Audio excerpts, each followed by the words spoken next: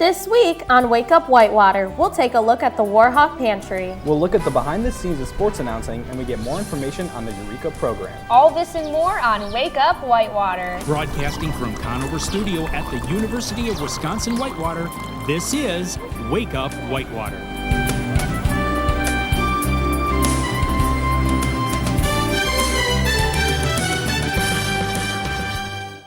Good morning and welcome to another episode of Wake Up Whitewater. I'm Kayla C. alongside Alex Lindblom and Justice Brazelton. And it's Justice's birthday! Yay! How old are you? I am 21 years old. Yep. Awesome. Make a wish. Yay! There we go. All right, guys, let's get into it. Yeah. Heck yeah.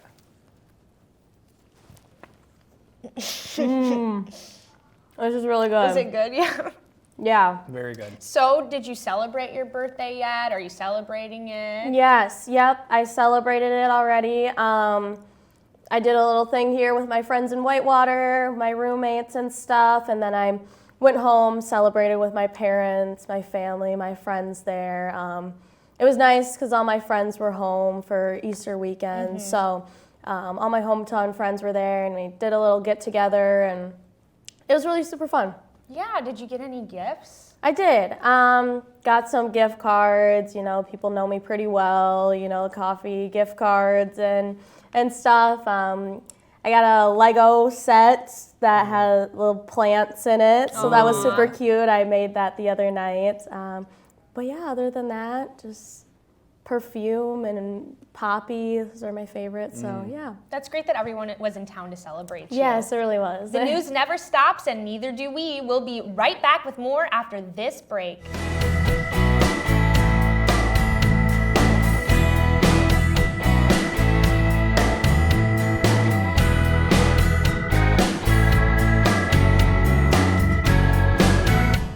We'd love to show you what it's like to be a Warhawk. Come on!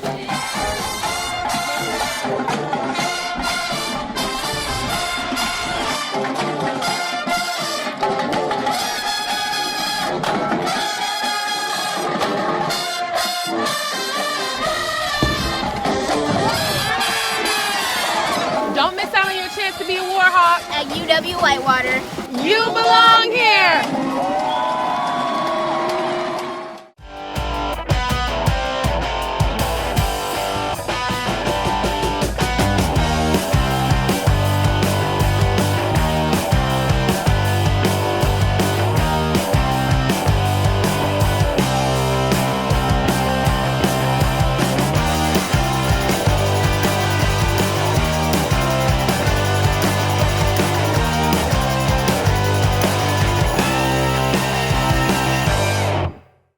She's always had it. Pure ambition. An unbridled self-confidence that most people only dream of. You see it driving her, empowering her, and in time, you see it fueling her future. Perhaps even helping her blaze a new trail. All she needs now is a way to make it happen. We are the Universities of Wisconsin. 13 universities. Unlimited opportunity.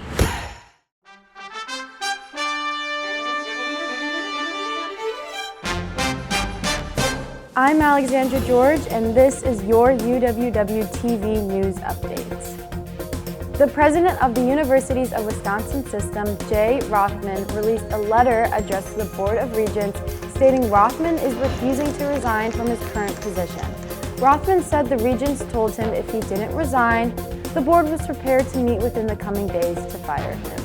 State Representative David Murphy, a frequent critic of the universities, stated lack of transparency is unacceptable and praised Rothman for his achievements as president. Rothman said he had not been provided any substantial reason for the board's decision. No further actions or comments have been made at this time. Chancellor Corey A. King is reminding students and staff about the elections occurring this Tuesday, April 7th. King states a note to supervisors on campus to be flexible with employees who may need extra space or time to cast their ballots on Election Day. This act is supported by the Universities of Wisconsin system policy. Employees must also be proactive in communicating these needs to their supervisor. Students can find more information by visiting uww.edu/vote. And we'll have more news on UWW TV right after this. All right, who's next? Next candidate is Willie Warhawk. Okay, Willie, let me help you get set up here. All right, you can tell Willie to start reading whenever he's ready.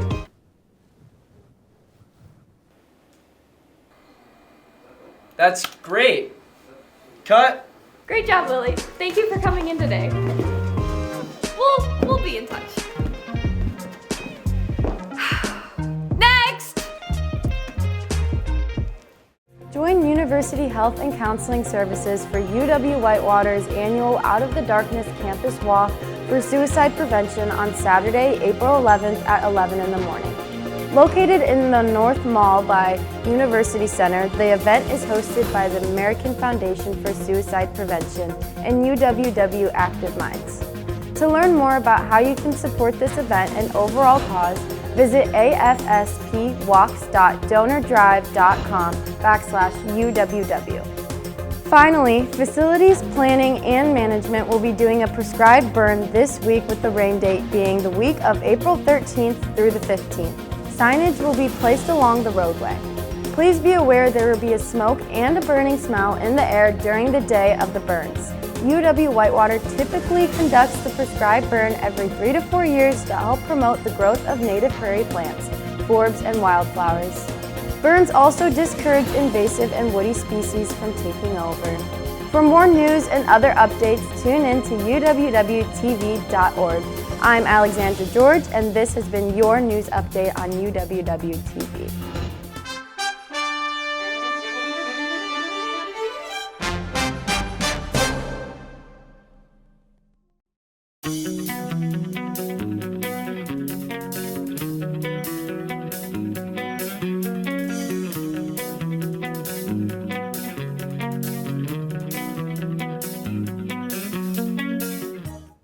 The Warhawk Pantry is an incredible option for students, providing access to free food and essential items.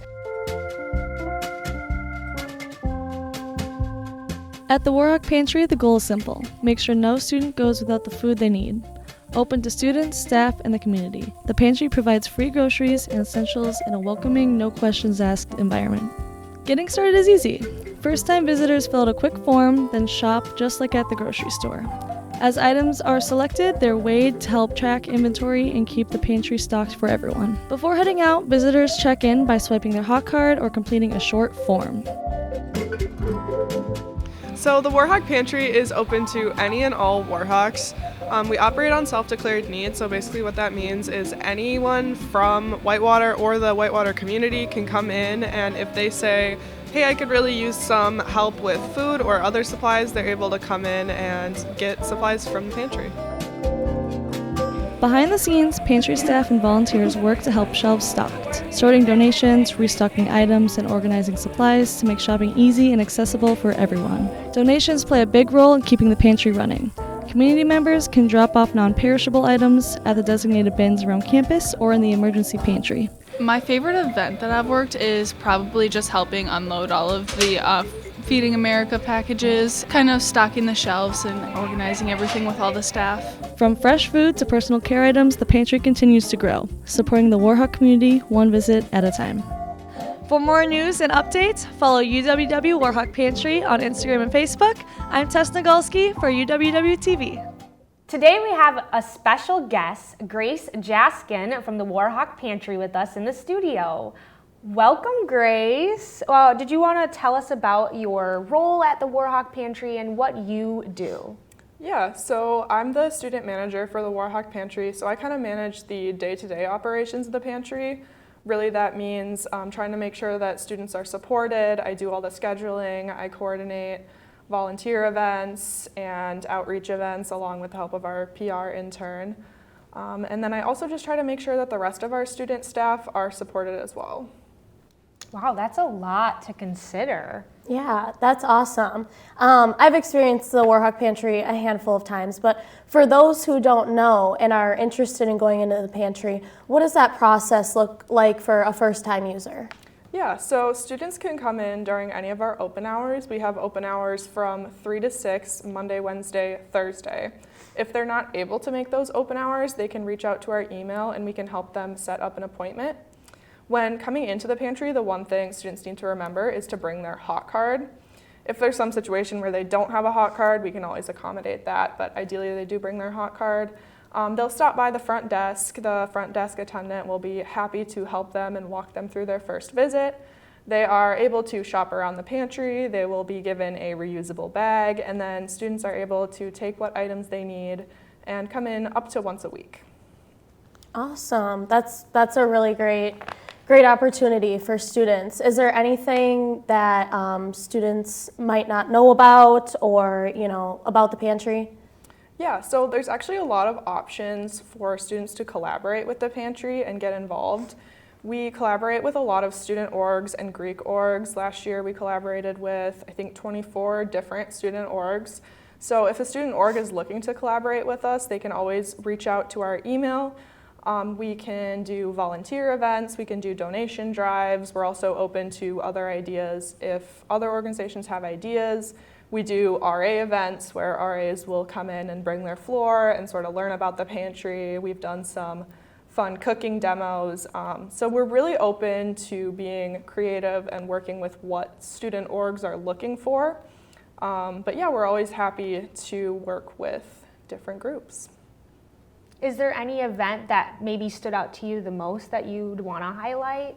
I always just love having volunteers in the pantry. I think that's a really good opportunity. We have our every other Wednesday morning Feeding America volunteers, and that's always a lovely group to have. And then we do once a month Friday volunteers in the mornings, and then a lot of times that's where we have like different groups will come in and volunteer with us. So I think to me, seeing the community come together and want to help do the same project has really been meaningful.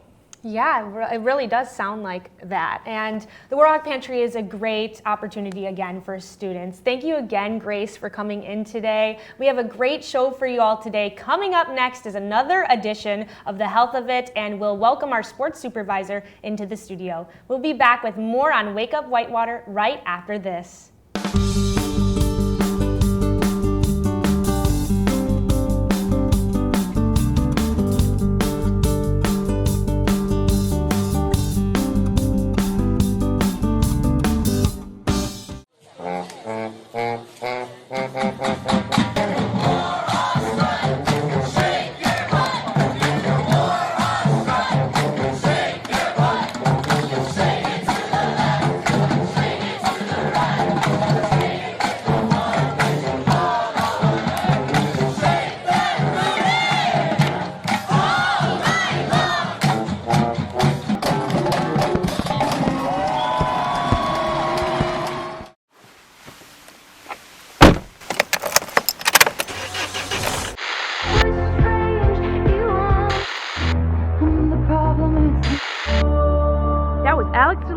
So we go here on 91.7 The Edge, your station for sports, news, and of course, music.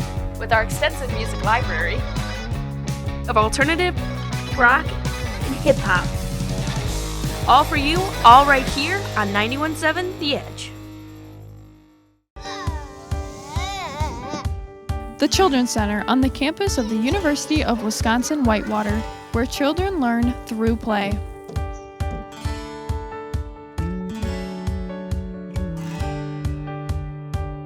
At the Children's Center, learning comes alive through curiosity and play. The Children's Center, where we are cultivating curiosity and fostering futures. Contact us for a tour or enroll today.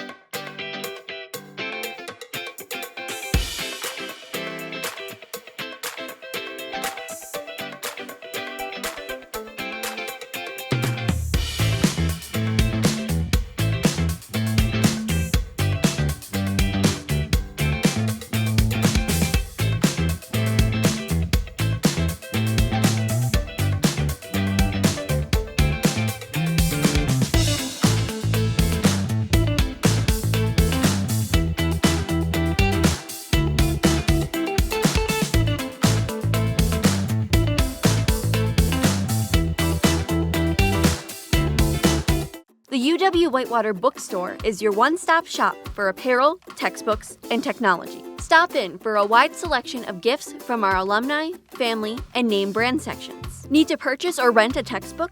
Head downstairs to Textbook Services. Check out our new custom shop and create personalized apparel for your organization. Need a charger, laptop, or headphones? Our new technology section has everything you might need. For more information and bookstore hours, visit uwwhitewaterbookstore.com.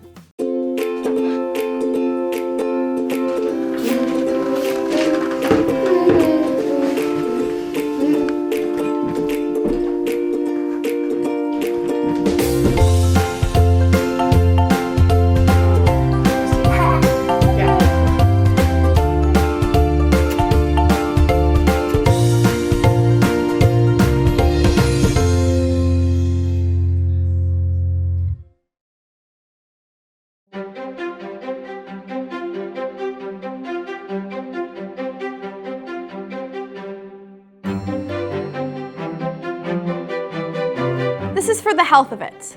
I'm Nora Hooper. Today's episode covers a serious but important topic: sexual assault. This conversation may be difficult for some viewers. If you need support at any time, campus and community resources are available. Sexual assault affects people of all genders, backgrounds, and identities, and talking about it openly is one of the ways we can create safer communities. So sexual assault is associated with non-consensual sexual contact. The person did not give consent to either touch or have sexual intercourse at that time. Our official definition is located on our Title IX and Dean of Students webpage. We follow the MORS acronym on campus. It has to be mutual. You both have to agree to have that sexual contact. You have to be ongoing. A person can revoke their consent if they decide that that is not something that they want to do at any point in time in their contact. It has to be voluntary. They cannot be coerced. They cannot be forced into sexual contact. It has to be enthusiastic. They cannot be verbal. They can't not want to be in that space, in that situation, and you just assume that that's what they want to do. And then they have to be sober. At all points in time in contact of the person, they cannot give consent if they're intoxicated. And that brings us to the amnesty policy. If you are witness someone being harmed and you decide you're going to help them and you call for help, you have to stay with that individual until that help arrives in order to be covered by the amnesty policy. If someone experiences sexual assault, it is never their fault.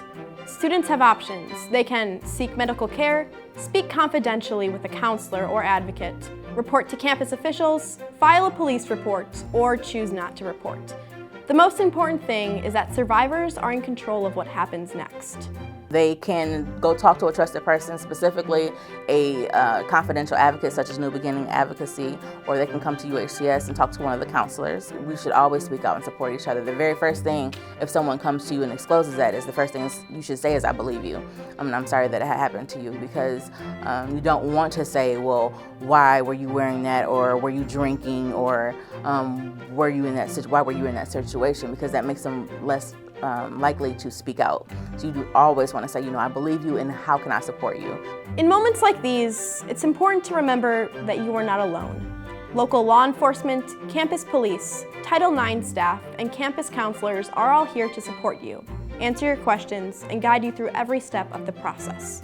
There are confidential resources on campus to report sexual assault or domestic violence. So there are faculty and staff are mandated reporters, right? Counselors at University Health and Counseling Services and counselors at Winther Counseling Services are not mandated reporters when they're in a session with a student or a client. However, for counselors, social workers, so when they're in a setting with a client and they're meeting one-on-one, there is a duty to warn. So if there is an imminent threat to another individual that a client mentions during a session, the counselor may have a duty to warn the potential victim of that situation. They might have to involve local law enforcement as well. Reporting is a personal decision, but help is always available whenever you're ready. Most importantly, sexual assault is never the victim's fault. And sometimes the most powerful thing you can do is simply show up, listen, and support someone who needs it. Let's make a healthier world, just for the health of it. I'm Nora Hooper.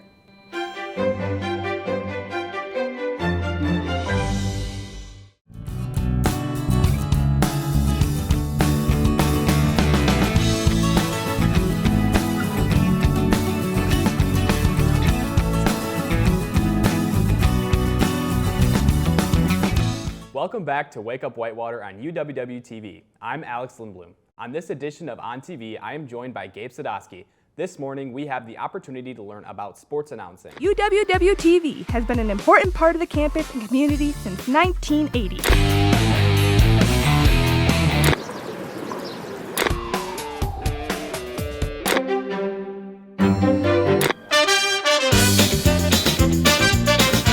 Welcome to Roomies!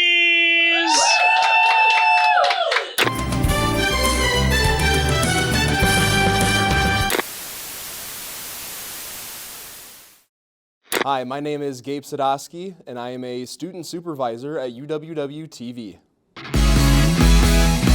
The following is a special sports presentation of UWW-TV. Yeah, so my role as a student supervisor, specifically in my case, is that I deal a lot with the sports broadcasters that come through and audition with UWW-TV. So we do live sporting events for football, volleyball, basketball, men's and women's, softball, baseball. We'll even do intramural sports as well. So that's your flag footballs, your co-rec basketball, your co-rec volleyballs of the world. My job is to essentially work with them and train them to make sure that by the time they go on the air, they know, okay, this is how you do research, this is how, proper announcers etiquette, that sort of thing. Working with them on pronunciations, working with them on reading scripts off. That really kind of getting hands-on with the preparing for a sports broadcast side of things, so that by the time that they go live and do the thing for real, it's all smooth sailing for them.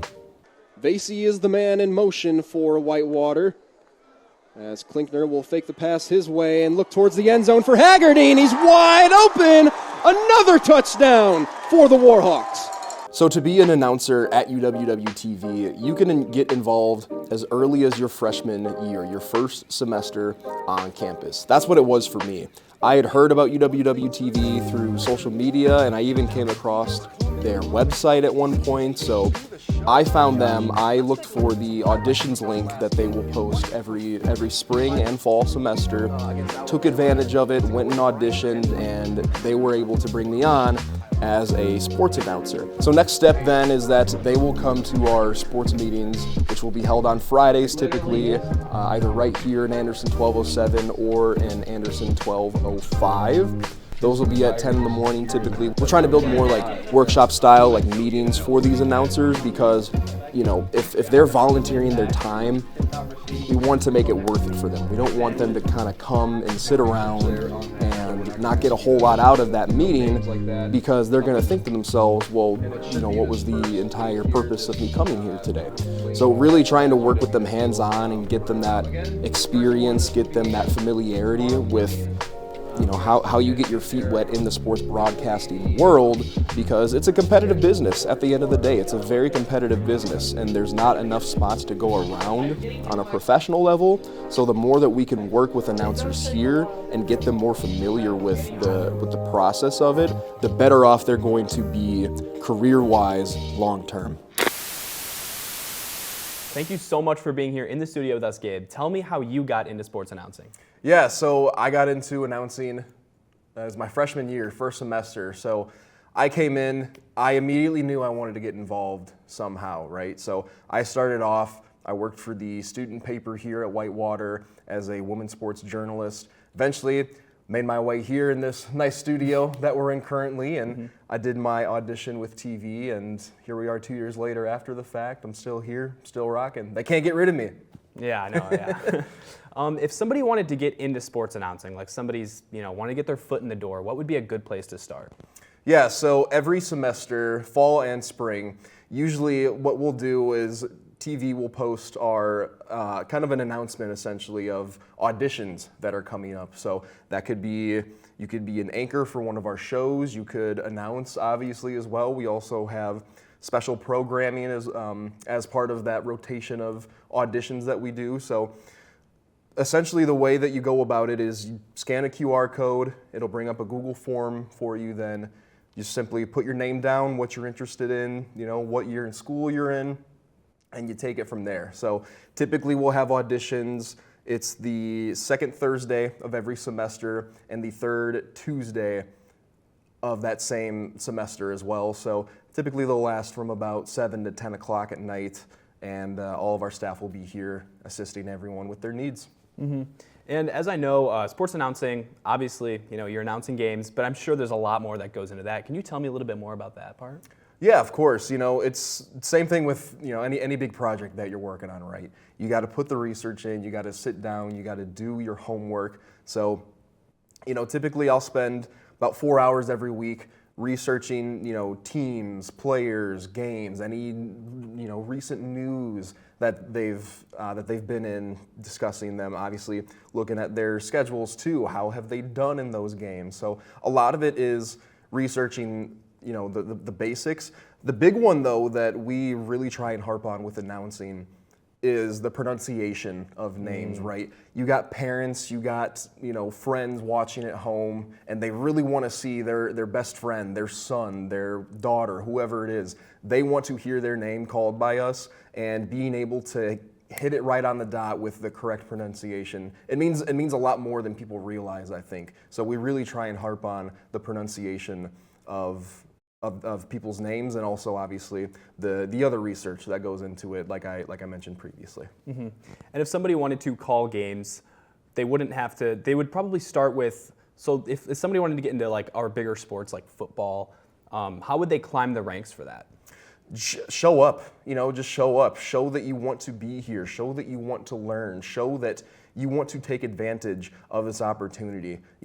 I came in, I was a freshman, and by the end of my freshman year, I went in knowing that I was a part of the booth for football by the start of my sophomore year. So, it really is. I also got lucky too, our booth was all graduating.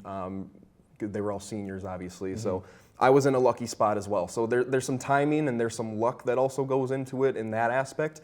But the number one important thing is that you show up at the meetings, you have a good attitude, a good personality to you as well, and you show that you want to be there and you want to take things in and that you want to learn. Because I don't know about you, but that's why I'm at college right now, right? Yeah, I'm trying to improve, I'm trying to get better, and I'm trying to just be the best version of myself that I can be. Yeah, that's amazing advice for anyone watching who wants to get into sports announcing. But unfortunately, that's all the time we have here today with you, Gabe. Thank you again for joining us, and we'll be right back with more on Wake Up Whitewater. But first, here is our weekend weather update.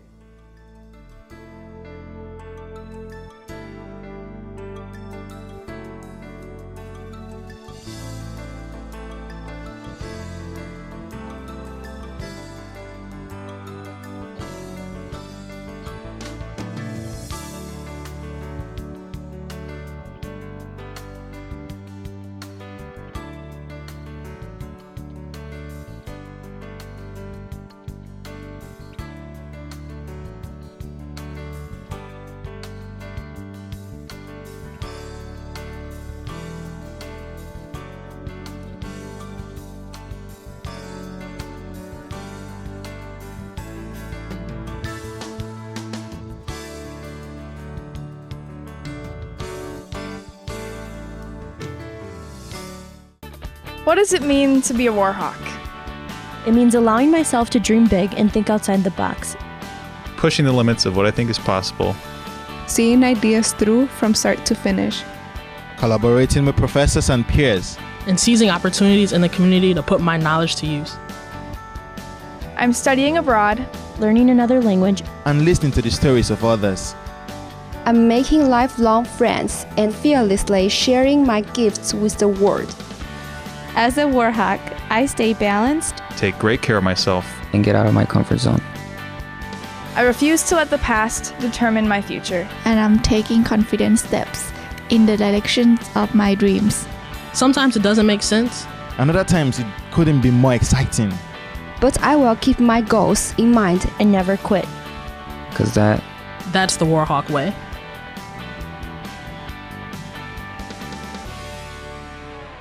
Welcome to the Whitewater Forensics team, where we ignite voices and foster connections. With 3 to 4 hours of practice weekly, we embark on a journey of self-discovery and growth. From energizing warm-ups to passionate storytelling, we build confidence and creativity. Join our close-knit team, conquer public speaking fears, and advocate for your story. With over 100 awards annually, become part of a community where every voice matters.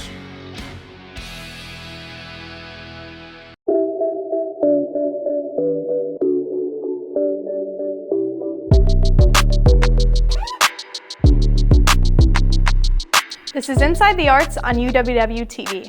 I'm Grace Caputo. The Department of Music presents Music Mosaics, A Nation in Harmony on Sunday, April 12th at 3 p.m. in the Light Recital Hall. Celebrate 250 years of American spirit through music that reflects our shared heritage and diversity. From beloved classics to bold new works, this patriotic concert honors the voices that have shaped our nation's soundtrack. Join us in saluting America and supporting student success, because a nation in harmony begins with a well-tuned future.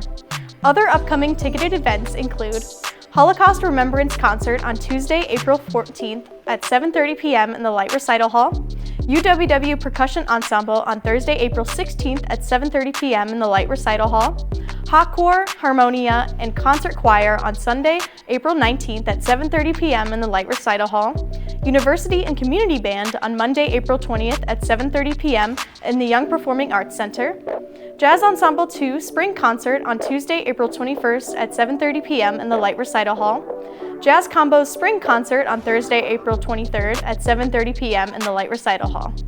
Free events coming soon include Robert Remus and Nicholas Langen Piano on Sunday, April 12th at 7:30 p.m. in the Light Recital Hall, Trumpet Studio Recital on Friday, April 17th at 7:30 p.m. in the Light Recital Hall, Emma Yeakley Trumpets on Saturday, April 18th at 3 p.m. in the Light Recital Hall, Carrie Kelly Violin on Saturday, April 18th at 5 p.m. in the Light Recital Hall, Ethan Horton Percussion on Saturday, April 18th at 7:30 p.m. in the Light Recital Hall.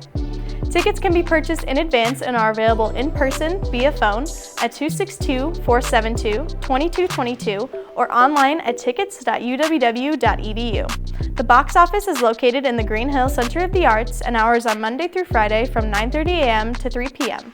There is a $2 surcharge for tickets purchased at the event. Department of Music events are free for UW-Whitewater students. Log into the Ticket Services website with your UWW credentials for your free ticket. I'm Grace Caputo, and this has been Inside the Arts on UWW-TV.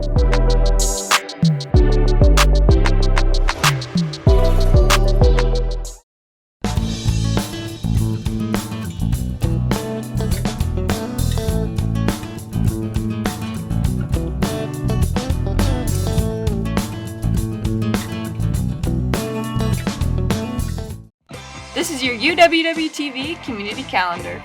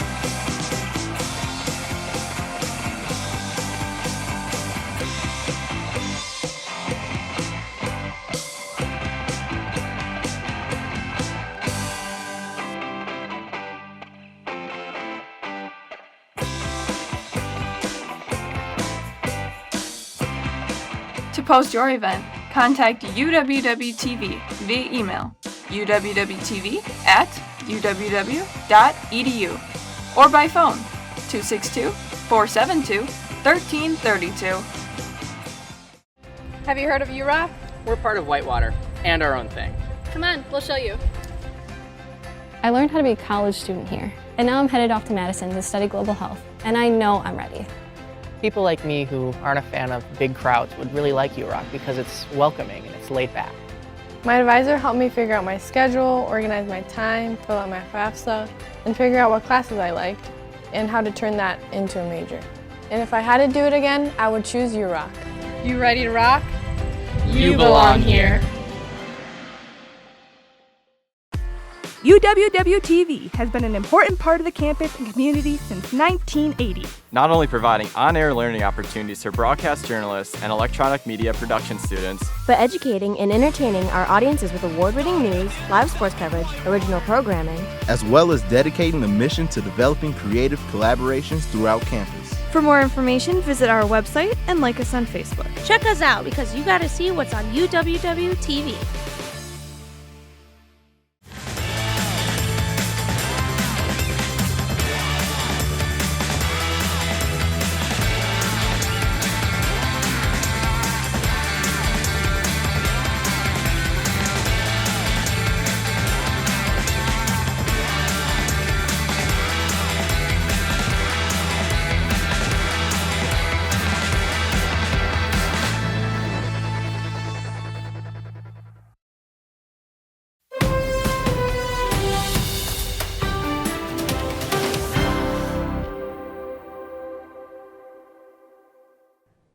Hello and welcome back to another edition of Issues and Ideas.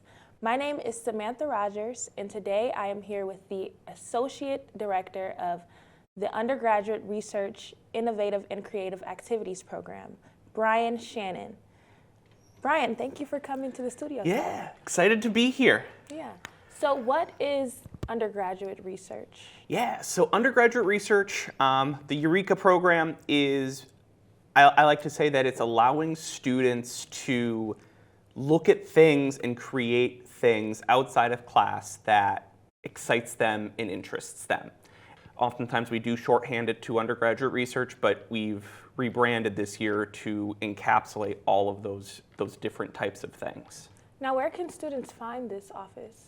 So the Eureka office is located in Roseman Hall, just across in Roseman 2005, just across from the Academic Advising and Exploration Center and the admissions office. And this is open to all majors? Open to all majors, all students. One thing that the program has been very intentional about, and again to the idea of changing the name of it from just undergraduate research to the Eureka program, was to specifically embrace more diversity in the programs that are represented in our students.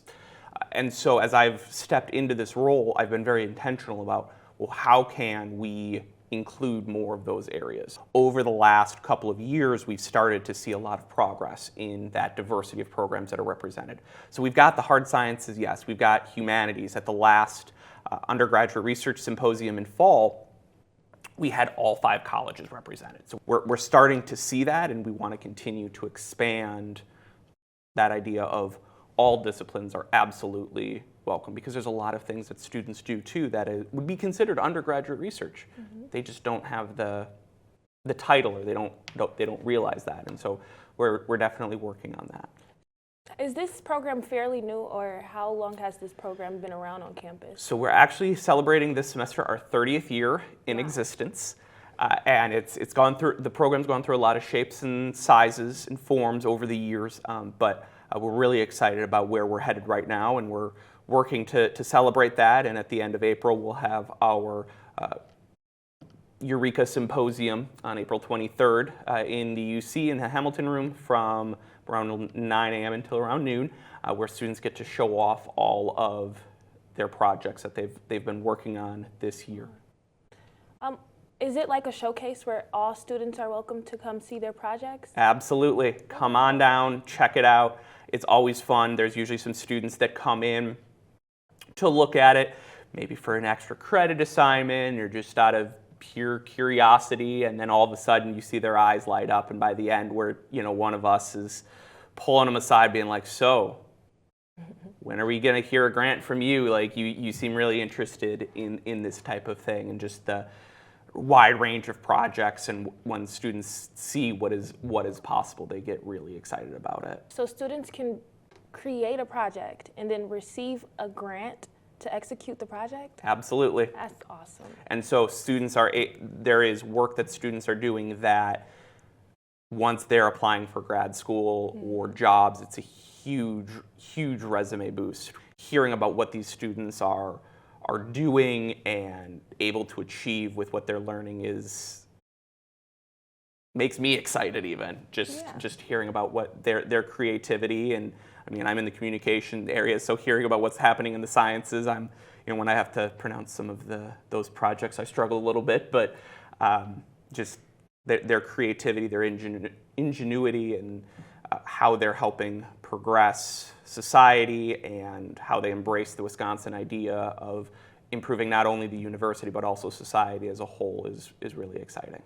So to wrap up, how can students apply for this?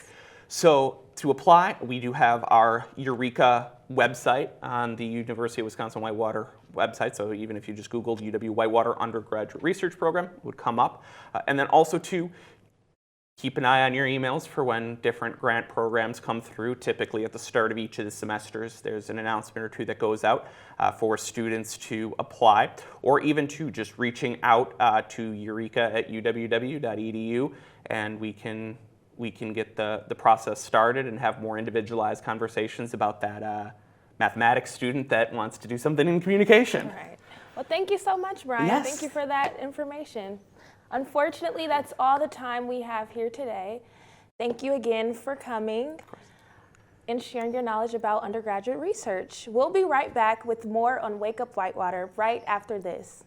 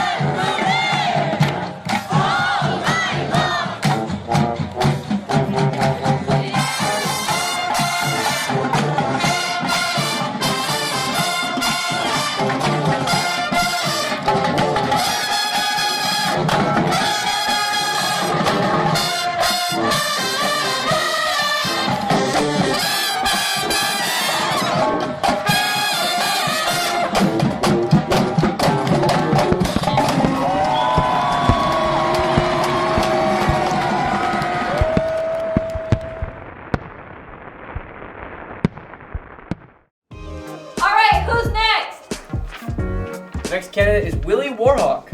Okay, Willie, let me help you get set up here. All right, you can tell Willie to start reading whenever he's ready.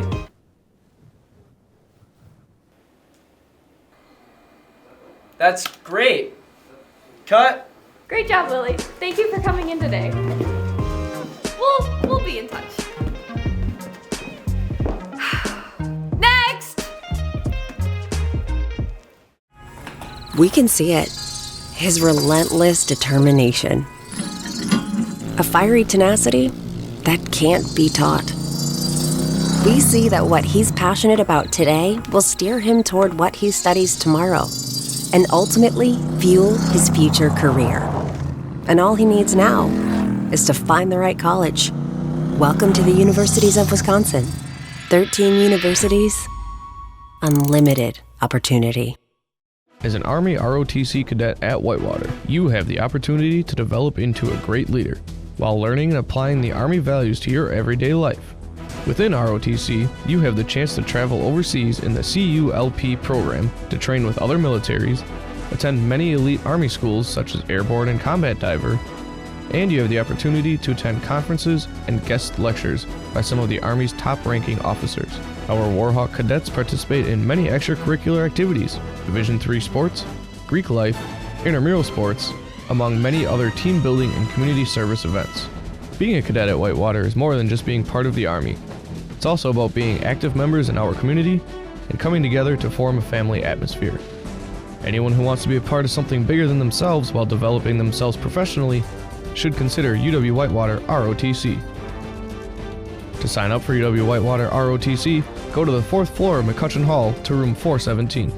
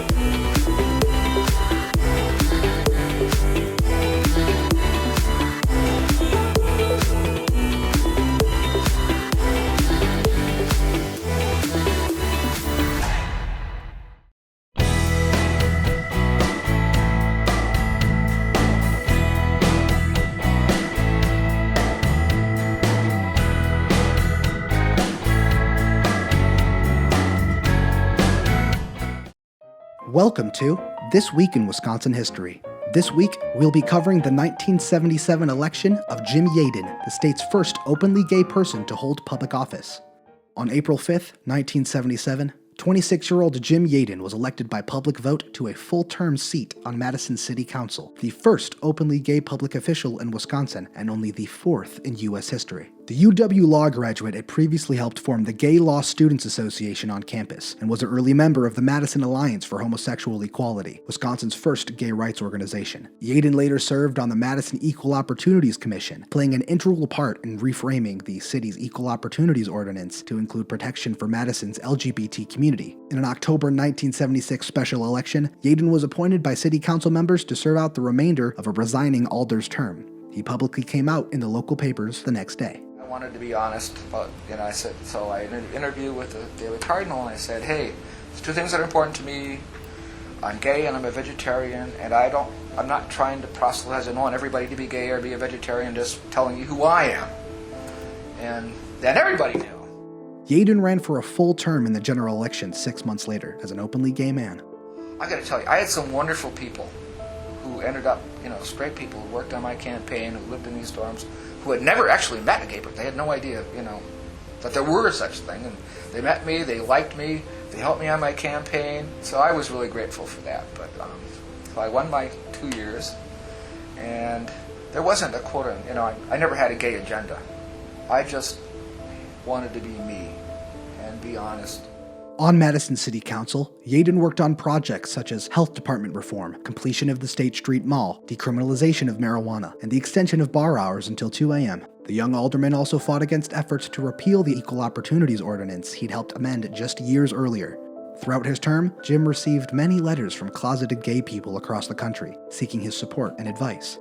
Even so, Yaden was still a common recipient of death threats. So many, in fact, that he kept a collection in a designated Threats on Life folder as evidence, in case anything ever happened to him.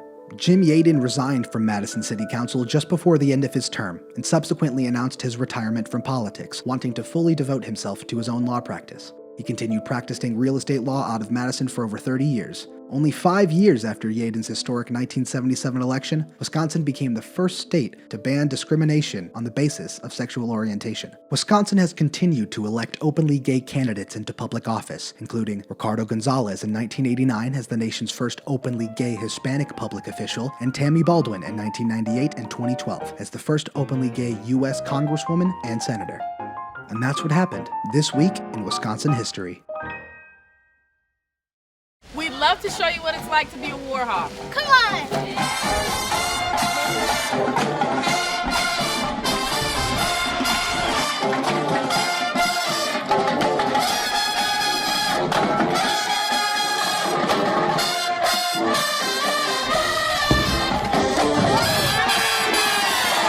Don't miss out on your chance to be a war hawk at UW Whitewater. You belong here!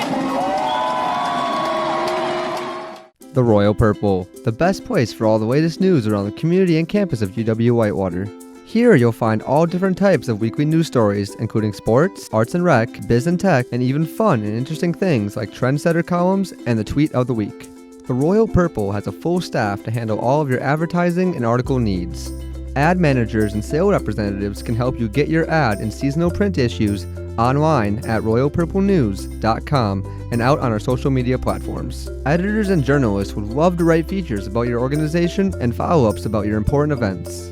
For more information on student employment opportunities, advertisement services, or anything news, contact the Royal Purple over at @uww.uww.edu or give us a call at 262-472-5100. Stop by our office and say hi on campus in McCutcheon Hall, room 113. For all of your local campus community news, check out the Royal Purple here at University of Wisconsin-Whitewater.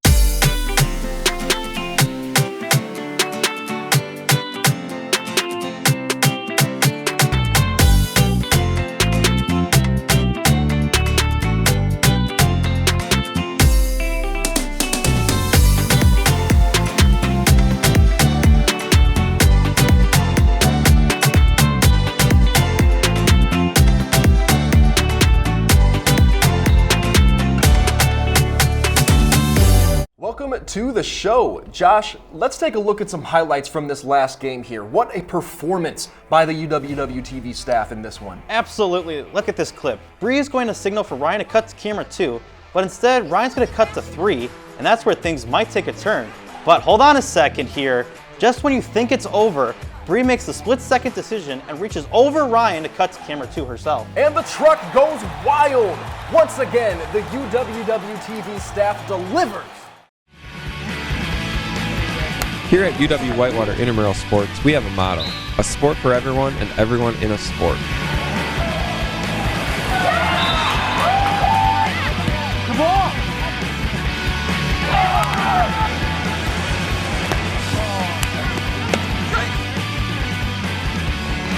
That's it anyways. Oh, she got that. Oh, they're going to count it. Had a blast. Always have fun at intramurals. Every day we strive to go above and beyond that goal by providing healthy exercise, promoting leisure education, and giving students that competitive atmosphere they are looking for. Yes!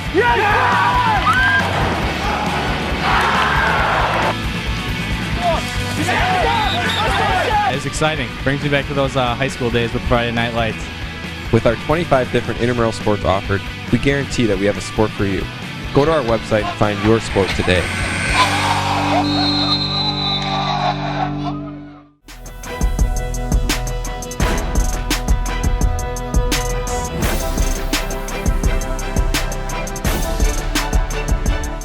I'm Chase Keller, and this is your UWW-TV Sports Update. The UW Whitewater baseball team went 2-0 in a doubleheader against the UW Lacrosse on Friday, an unexpected home doubleheader that was moved to Pruka Field due to weather. Junior pitcher Sam Stoiber threw 7 shutout innings en route to a 5-1 win in Game 1, and junior catcher Aaron Holland went 3 for 5 with 4 runs batted in Game 2, leading the Warhawks to a 6-1 win. Softball welcomed Carroll University in their first home action this season. The Warhawks took Game 1 of the doubleheader 7-1 and recorded 2 outs in Game 2 before the game was canceled due to inclement weather and field conditions. The team has 3 doubleheaders this upcoming week, welcoming Augustana College on Tuesday, traveling to University of Chicago on Wednesday, and opening WIAC play against Lacrosse on Saturday. And we'll have more sports on UWW-TV right after this. Welcome to the show. Josh, let's take a look at some highlights from this last game here. What a performance by the UWW-TV staff in this one. Absolutely. Look at this clip. Bree is going to signal for Ryan to cut to camera 2, but instead Ryan's going to cut to 3, and that's where things might take a turn. But hold on a second here. Just when you think it's over, Bree makes the split-second decision and reaches over Ryan to cut to camera 2 herself. And the truck goes wild. Once again, the UWW-TV staff delivers. Both Warhawk track and field teams hosted the Rex Foster Twilight on Friday, the first outdoor home meet of the season. Both teams had a plethora of podium finishers despite the rainy weather. They traveled to Platteville to compete in the UW Platteville Invitational this Friday and Saturday. Both tennis teams took on familiar foes this past weekend. The women's team competed in the Midwest Invitational on Friday and Saturday. They lost to Hope College 6-1 and defeated Luther College 5-2 on Friday, before losing to Lacrosse 5-2 on Saturday to place 5th at the Invite. The men's team fell 5-2 to Gustavus Adolphus College on Saturday, with junior Theo Bilson and sophomore Gavin Kelleher taking singles points. The men's team takes on UW Stevens Point on Friday, and the women's team competes against Carthage College on Sunday. Finally, women's golf returns to the Midwest to compete in the Kathy Nepegan Spring Invite, hosted by Illinois Wesleyan on Saturday and Sunday. For more sports news and other updates, tune in to uwwtv.org. I'm Chase Keller, and this has been your sports update on UWW-TV.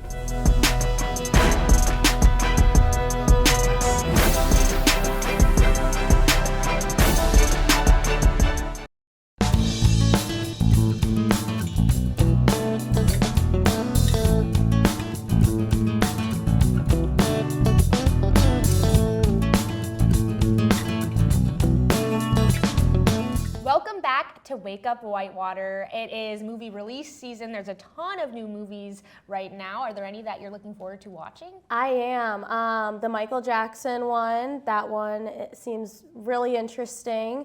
And the drama, those two are on my list. Yeah, with the Michael Jackson biopic, actually, it's his nephew playing Michael Jackson, and I think he very well looks the part. Like, if anyone's going to play Michael Jackson, I think it should be him, because he looks like Michael Jackson. Yeah. And then the Super Mario Galaxy movie released this past weekend. I haven't seen it yet. I did watch the first one, and I actually went on the Rotten Tomatoes website to just see the scoring for it. And the critics usually rate those movies pretty low, and then the audience actually rate it pretty high. So it's kind of interesting to see the same things going on with this one as well. Yeah, I feel like the critics are a little bit harsher on the video game adaptations.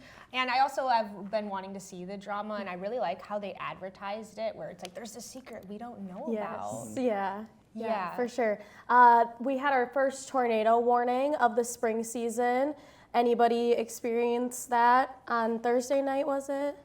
Yeah, it was Thursday night. I had a few things canceled, which is unfortunate. It was really scary for sure. A lot of rain. It looks like that is all the time we have for today. Thank you for tuning in to this edition of Wake Up Whitewater. We'll see you next week with more news, sports, and entertainment. Make sure you stay tuned to UWW TV.